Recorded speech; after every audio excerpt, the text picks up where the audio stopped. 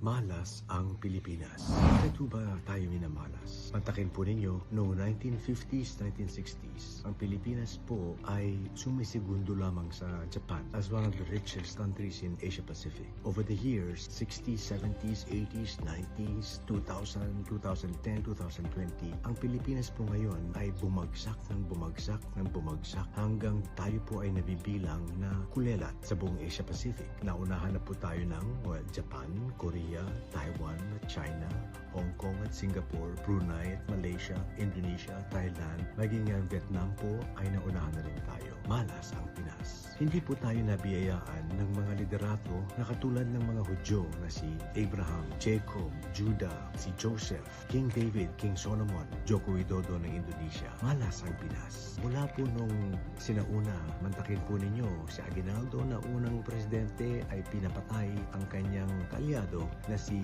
Andres Bonifacio. Wala pong gumagawa ng ganon. Pagkatapos si Manuel Quezon na siyang gustong sumuko sa mga Hapon nung pangalawang digmaan at pinigilan lang po siya ni General Carlos P. Romulo at pinigilan din po siya ni General Douglas MacArthur. Ay susuko na sana at lahat po ng ibang mga pangulo. Namatay si Ramon Magsaysay sa isang air crash at mula kay Marcos na maganda sana yung first 3 years and first 4 years. Ako po ay 1972 nung martial law. I was a martial baby but the first 3 years, the first 4 years of President Ferdinand Marcos were good. Kaya lang minalas dahil sa crony capitalism ng kanyang mga crony at miyembro ng kanyang mga pamilya na siyang nagnakaw ng bilyon-bilyon dolyares. Si Cory pumasok pero minalas din. 7 kudeta, bumagsak ang ekonomiya, tinambaan ng Mount Pinatubo at ng lindol sa Baguio. Pasok si Ramos, tinamaan din ng skandal ng Centennial Park sa may Pampanga at tinamaan din ng Asian Financial Crisis. Pumasok si Erap, minalas din at tinamaan naman ng skandal ng Hueting.